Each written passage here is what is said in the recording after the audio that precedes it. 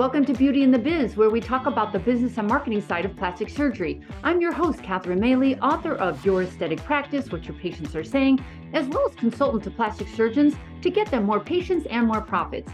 And I'm really excited about today's guest. It's Dr. Ivan Wayne. He's a facial aesthetic and reconstructive surgeon in private practice located in Oklahoma City, Oklahoma, and he's been there over 25 years.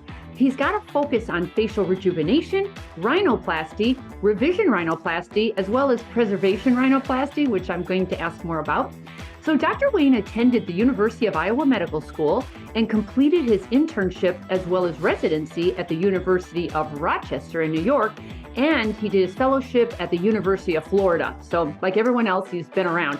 So Dr. Wayne serves on several committees of the AAFPRS, where he's also a frequent speaker at medical conferences, which was where I met him, and trains other surgeons on his innovative techniques. Welcome to Beauty in the Biz, Dr. Wayne. It's a pleasure to have you. Thank you. It's good to be here. Terrific. So let's just start with why facial plastic surgery? Why not some other specialty?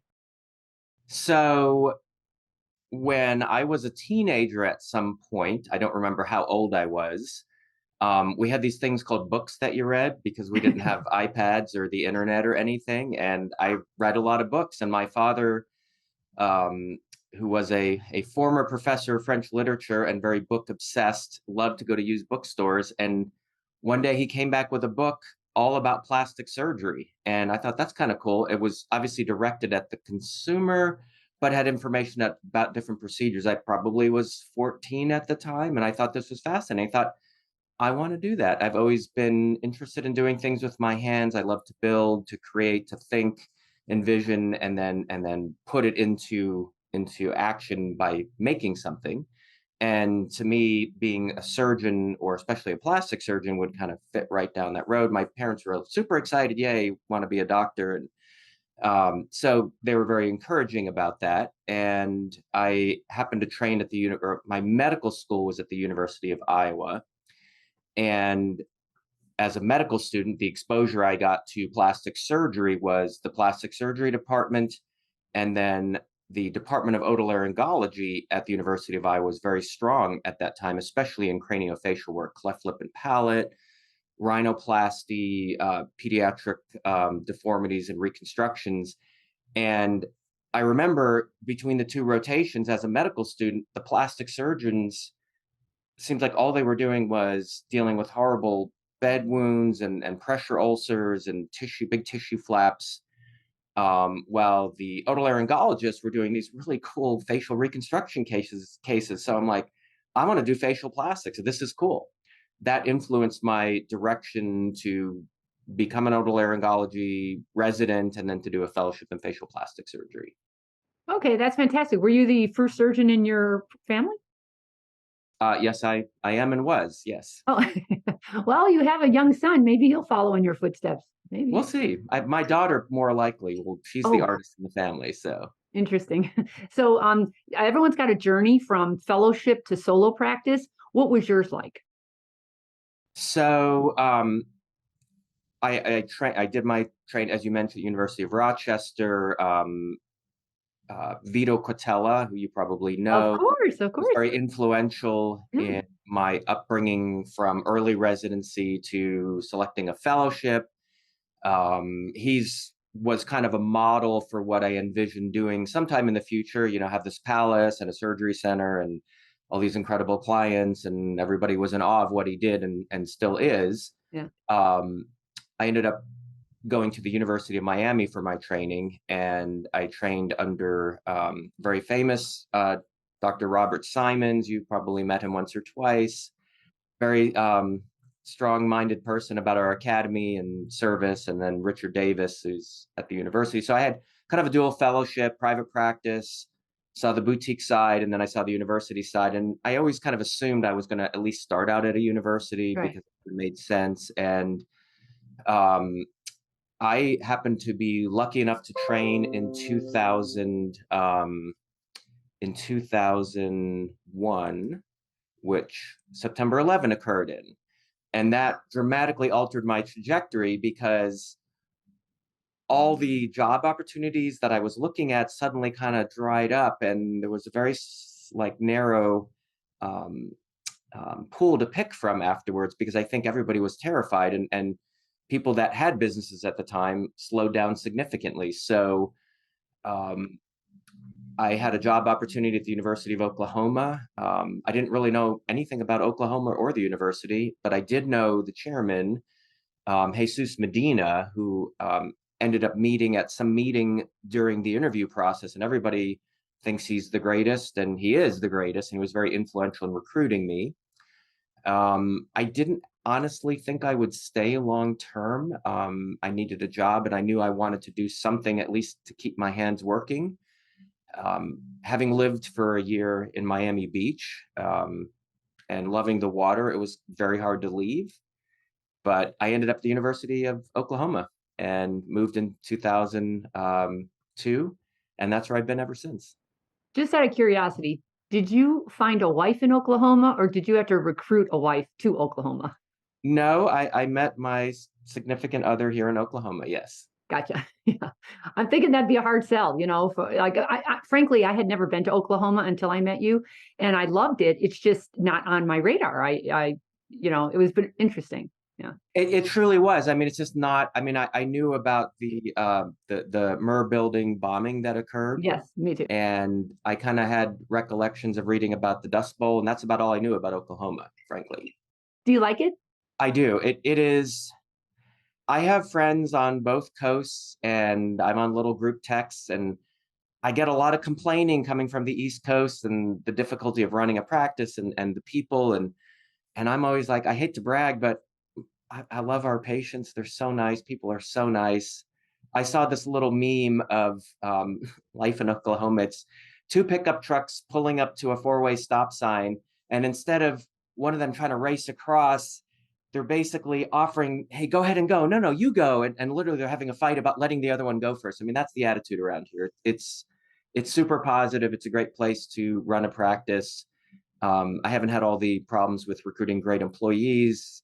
Staff has been great, and people are nice to deal with, and great place to raise kids. So I will agree with you. When I was there, they were the politest people I've seen in a long time because I'm in California, whatever. But you're right. It's a very friendly kind of place. Your staff's so friendly. Usually I have to train that into people. In your case, they're just really nice people. Yeah, I it's get in the it. water or something. It's just the attitude around here. Yeah.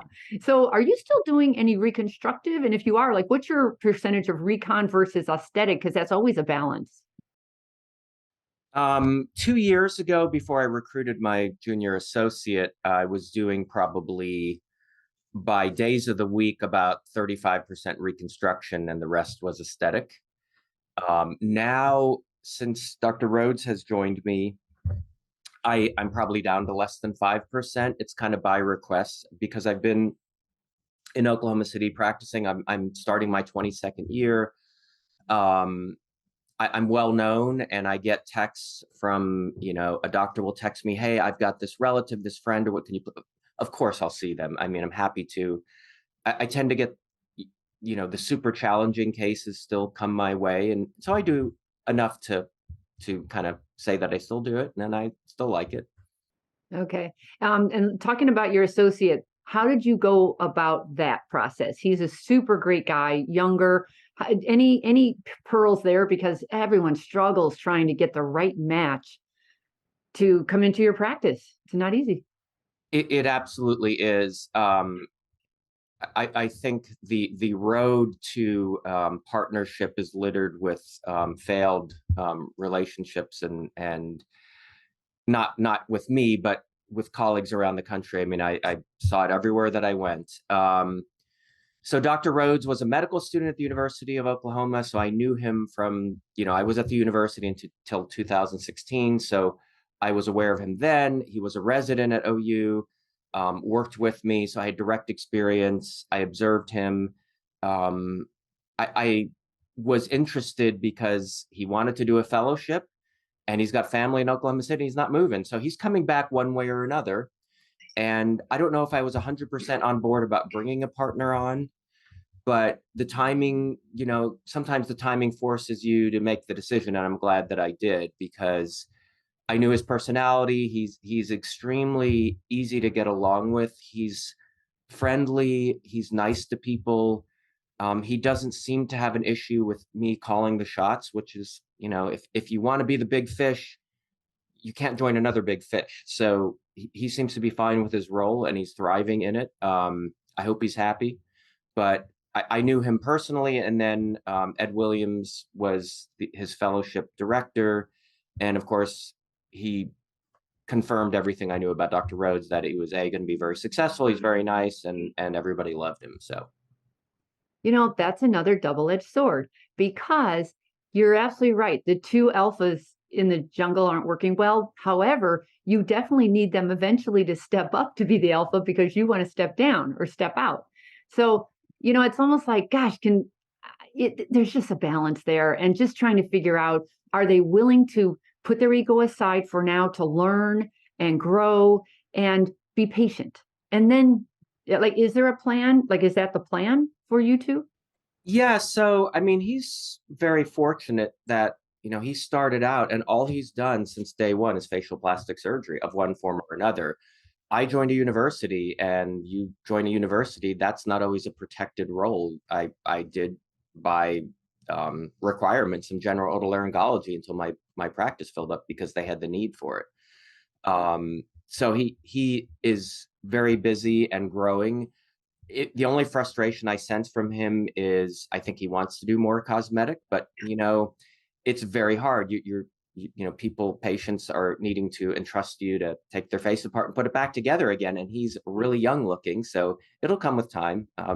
I reassure him he seems okay with that, and he's developing his practice. In fact, I'd say he's probably done more cosmetic in the last 2 years than I did my first 2 years.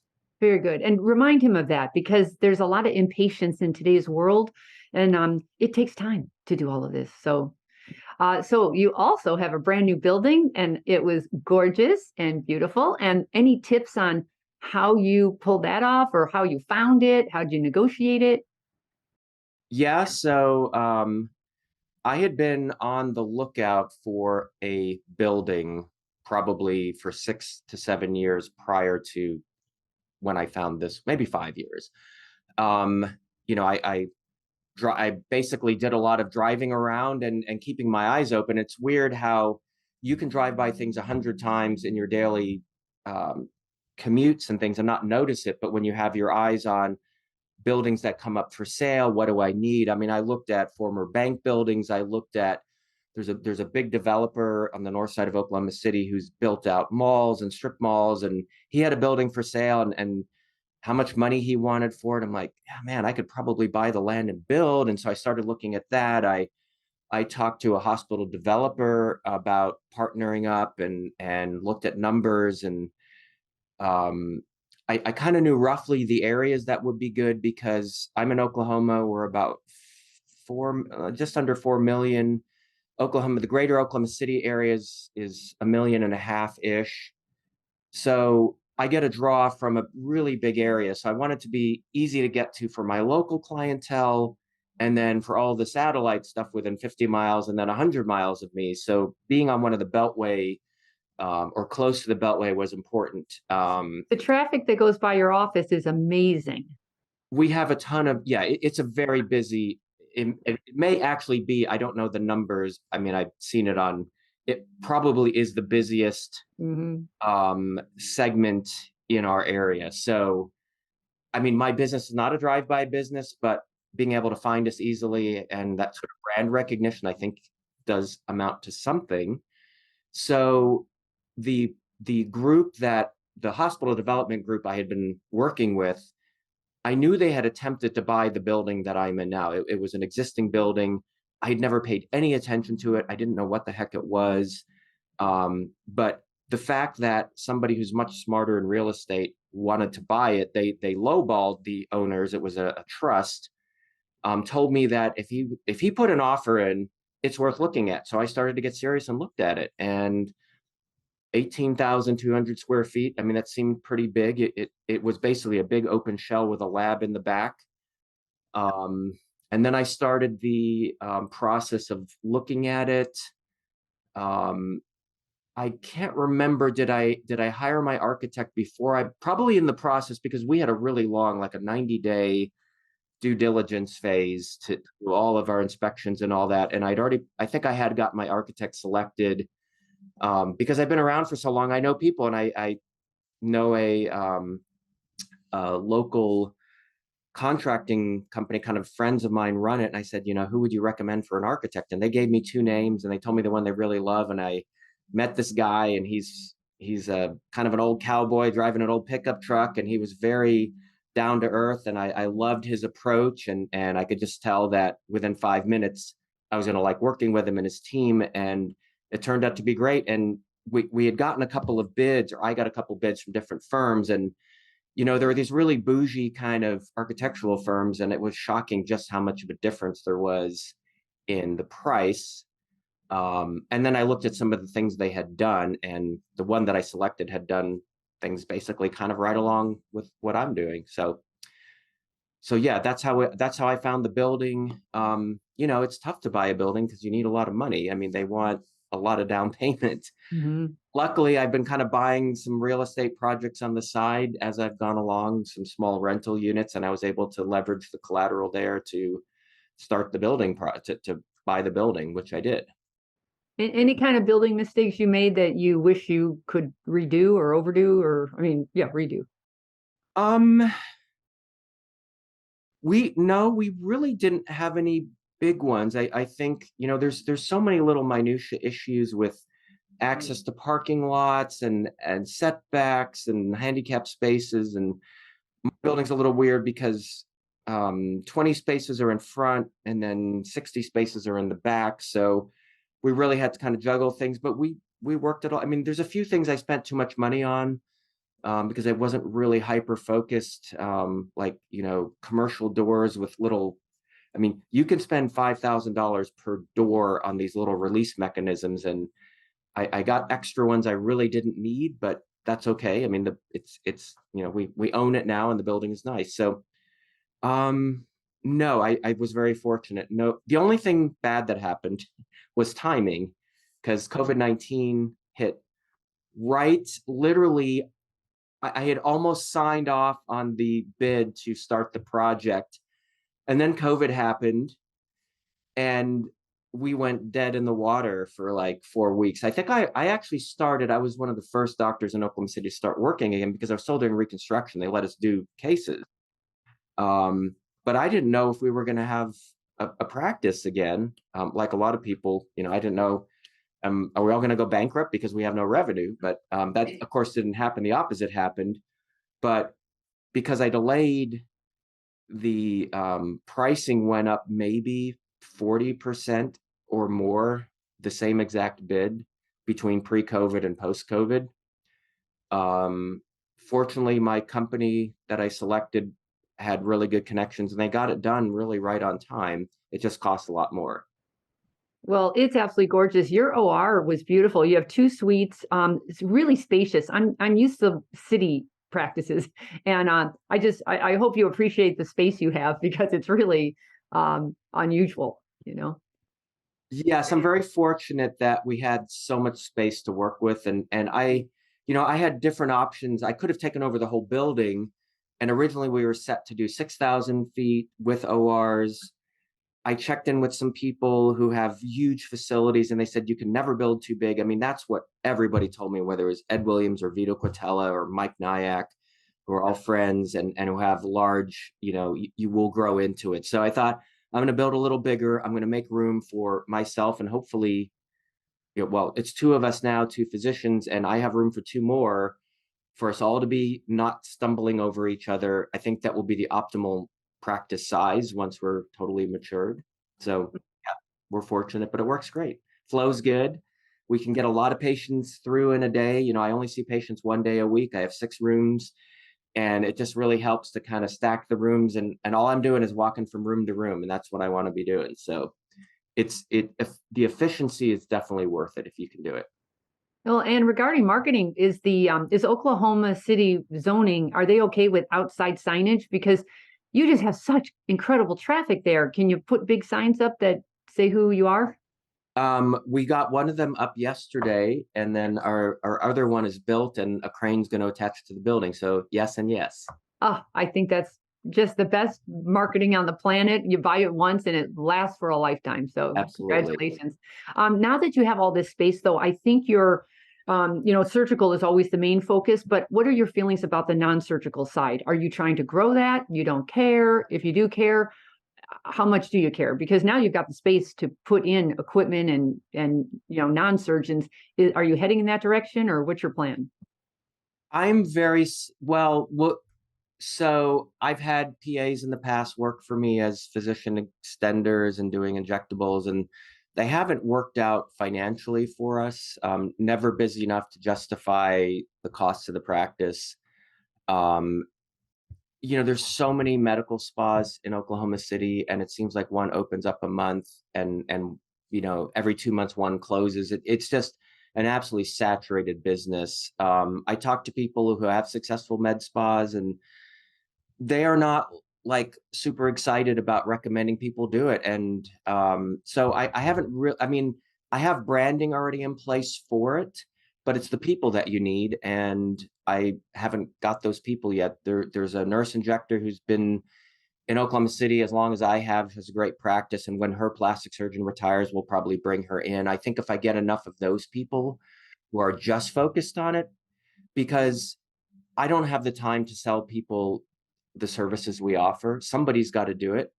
And a focused nurse injector or PA is who you need to do that. And I just haven't found the right people. But I just hired an RN actually last night, who's a former patient of mine, young, been out of school for like 9 months. She's super enthusiastic, loves everything about aesthetics. And I'm going to train her from ground zero, and we're going to kind of go at this from a different direction. So I'm slowly building that. I have friends. I have a very good friend who's got the oldest med spa in Oklahoma City. And when I talk to him, it's interesting. He's kind of, there's some nuances to making money with it. It's less just like opening a restaurant. Right. It's a very difficult business to be successful with. I think it's a great idea to either start them fresh, although be careful. Usually at the year 2 or 3, just like an associate, they start thinking they're bigger than their britches and they want to go out on their own. Or the person who already has a really healthy non-surgical practice and she needs a new home and she knows she doesn't want to run it herself. She knows how hard that is, and have her come on and bring everyone with her. Because one thing about facial plastic surgery, it's very difficult to build a relationship quickly, because when a woman needs a facelift in her 50s and 60s, she'll look at what she's done in the past, and often she's been using fillers and injectables and lasers to try to hold off on surgery. So it's helpful to build that relationship ahead of time, but I wouldn't bring people on unless they're really good at cross promoting you in their work. Like Ab- all arrows should be pointing to surgery. Absolutely. Yeah. Any staff tips on, you have a great staff. Any challenges there, or what's been working for you? How do you keep them motivated, and how do you find them?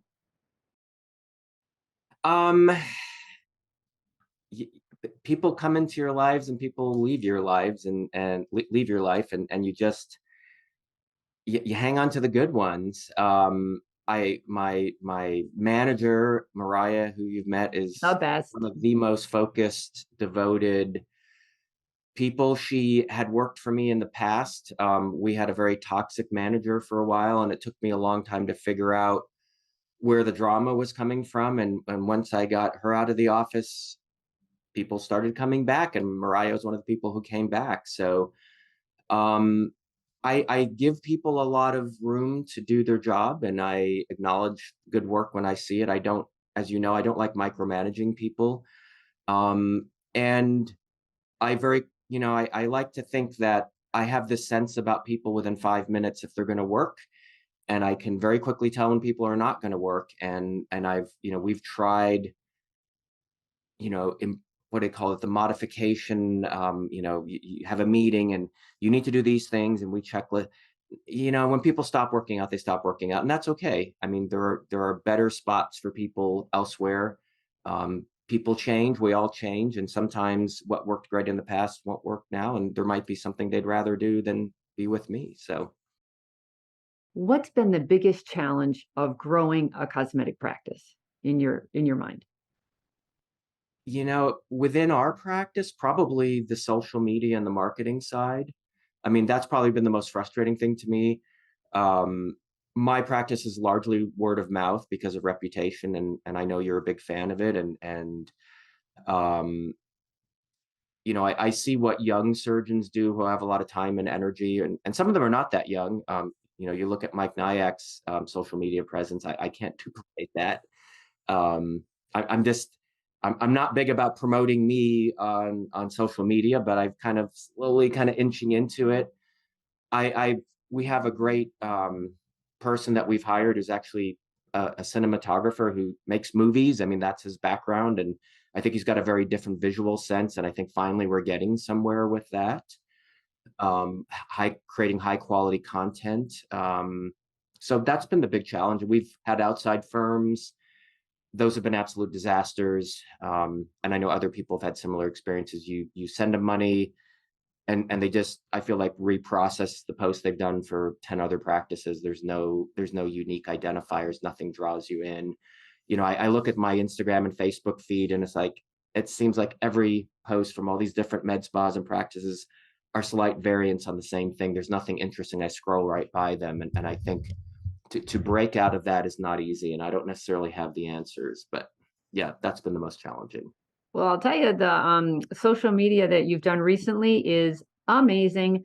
You had, right off the top, you had two patient video testimonials from deep plane facelift patients who were out 6 months. Just if I were to critique, I would say do it sooner than 6 months because they're not as excited. They've like it's like that's how they look now. So a lot of enthusiasm isn't there, but it was so heartfelt, and you were very natural. And that's what we women want to see, especially when we're going to rearrange our face. How are we going to feel about this how's our end result going to be? How was the journey? And those were very authentic and very nice. And the women, Oklahoma women are just darn nice. They're just really nice people. And they're both just, yeah, I'm so thankful for you. And they just were authentic. And I would just keep doing more of that. And same thing with the rhino. I love when you show it's so difficult to show how good you are unless you can really prove it tangibly. So when you do a really difficult rhino case, and then you show and you didn't just show what their nose looked like before, you explained the challenges of it, and you could see, oh my God, there's no bridge, the nostrils are off, the blah blah blah, and then you see them live, and then they're saying, oh my gosh, this was the greatest thing. I just wish you could get them to cry. We love rhino patients crying, but We had crying yeah, we on need crying. video last week. I mean, just sobbing, and I'm like, are those good tears? Like, yeah, we try to get I do like the 1 week reveals are great, and Luke has been our media guy, has been great. I mean, he loves to film action shots, so it's natural for him. He gets it, and I absolutely agree. And I mean, that's where I'm focusing on. That's what patients want to see. I'm not really good at I'm terrible at dancing. I don't think that's going to bring anybody in. Um, People, when it really comes to where the rubber meets the road and you're about to think about having your nose taken apart or your face taken apart, who do you trust to do it? What do you want that doctor to be?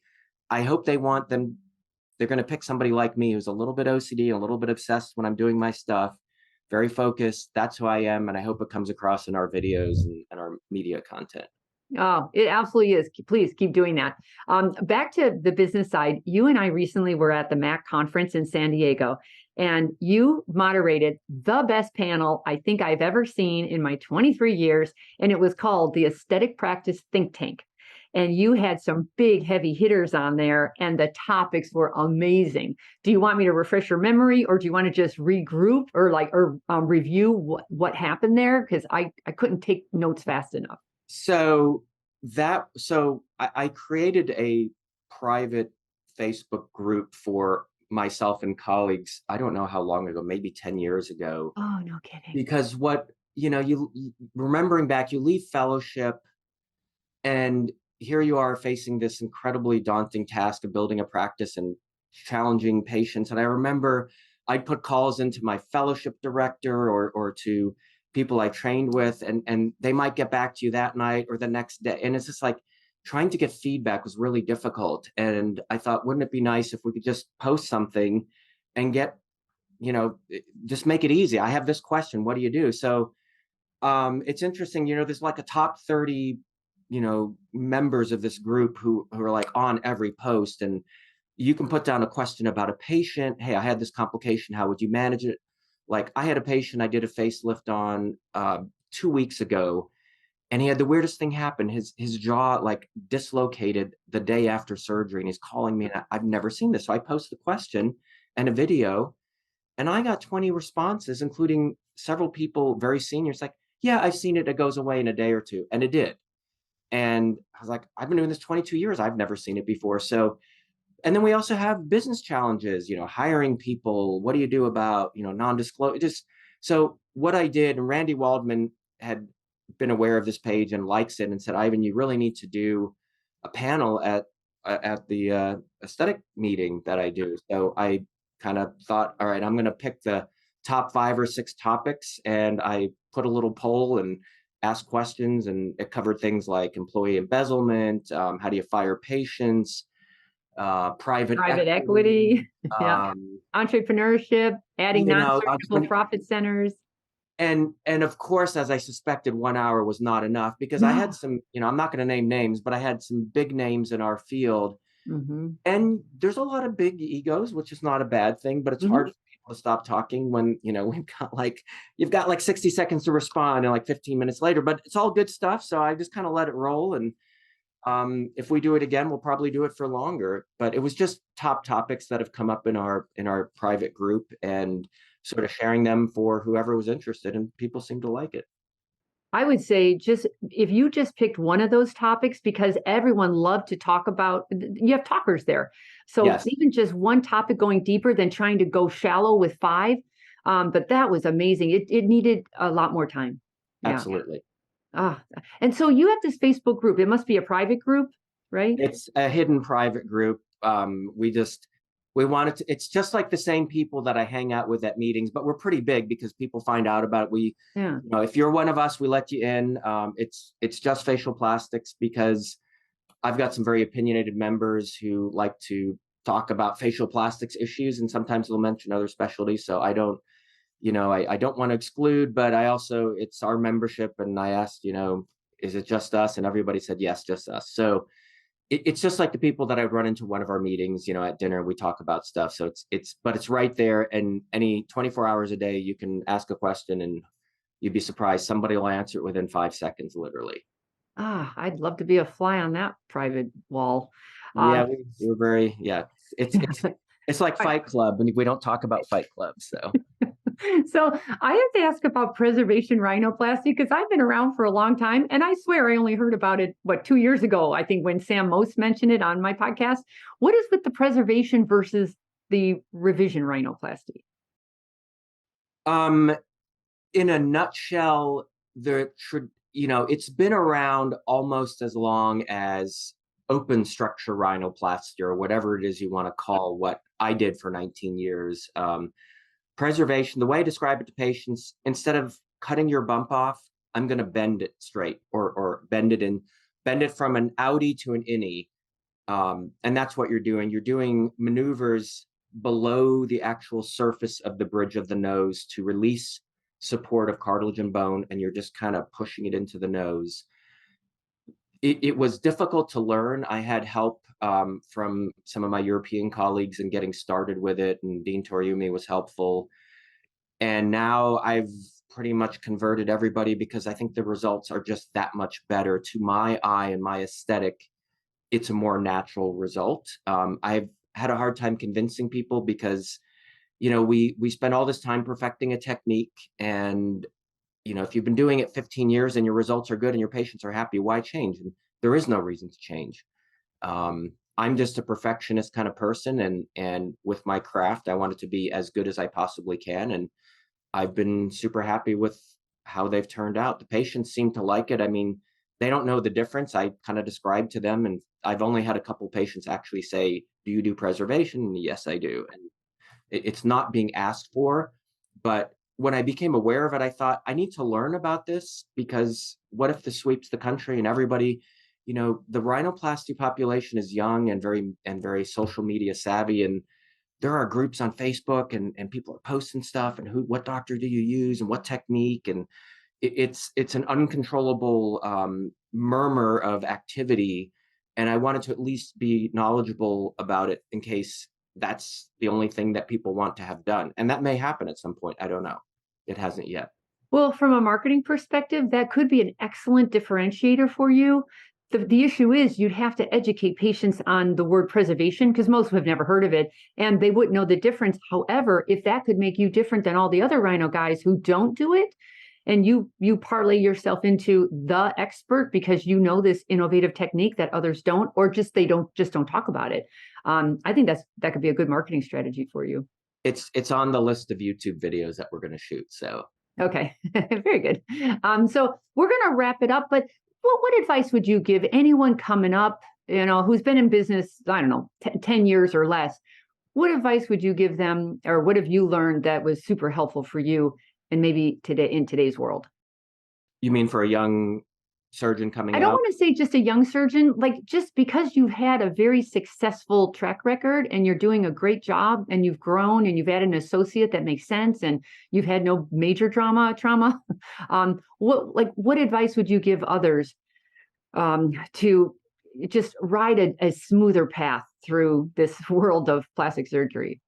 Um, focus on quality with whatever you do and produce, because that's the ultimate differentiator.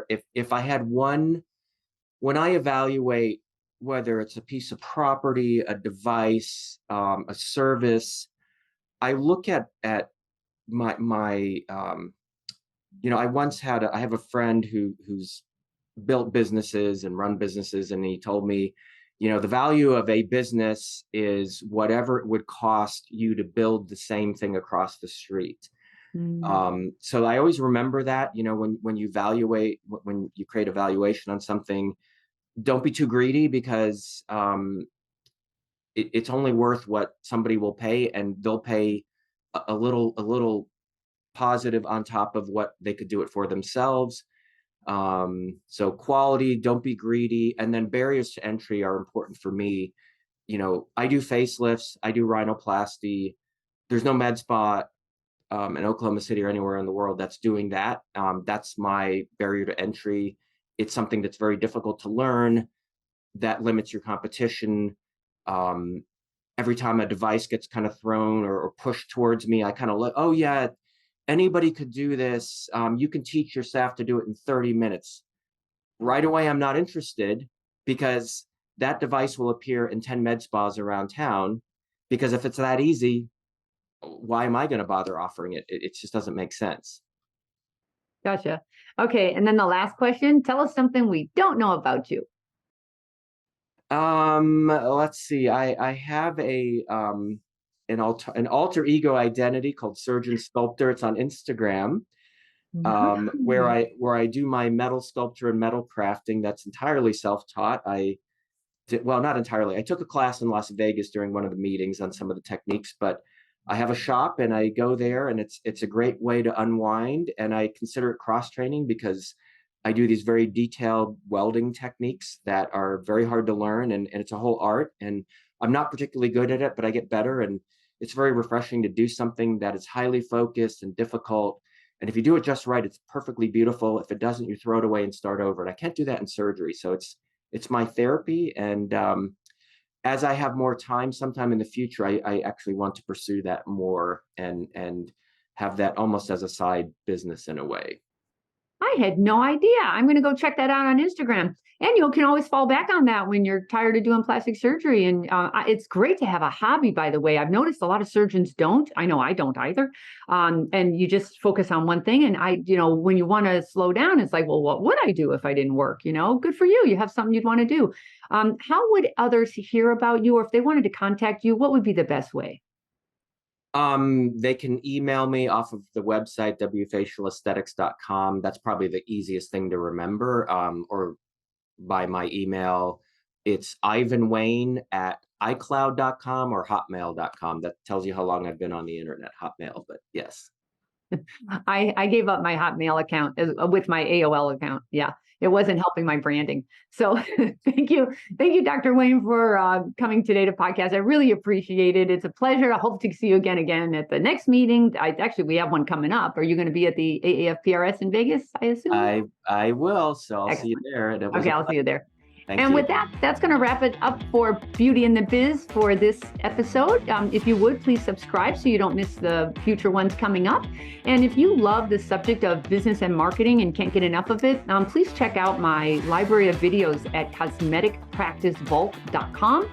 And then if you've got any questions or feedback for me, you can leave them on my website at catherinemaley.com, or you can DM me at Catherine Maley MBA. Thanks so much, and we'll talk again soon. The fastest way to success is to model other successful surgeons who have what you want, but you can only see their results, not the path they took to get there. So you continue to jump from one thing to another, hoping to find something that will work for you too. But it rarely does. So try this shortcut instead. It's guaranteed to move you forward. I compiled my intellectual property to grow cosmetic revenues, everything I've gleaned over the years, into one playbook of the most successful practices and what they do to win. Go to cosmeticpracticevault.com and let's grow your cosmetic revenues.